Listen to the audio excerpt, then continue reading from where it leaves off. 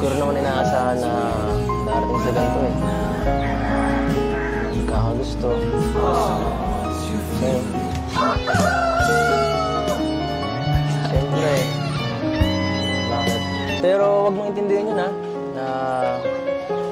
Kasi sino ba naman, taong hindi maiiwasan na gusto sa'yo. Ikaw, bait mo. Family-oriented ka pa. At normal lang yun na may mga magka-crush sa'yo. Huwag mo masyadong isipin yun. Focus ka lang sa pag-aaral mo. At siyempre, kung kailangan mo ng inspirasyon, tumingin ka lang dito.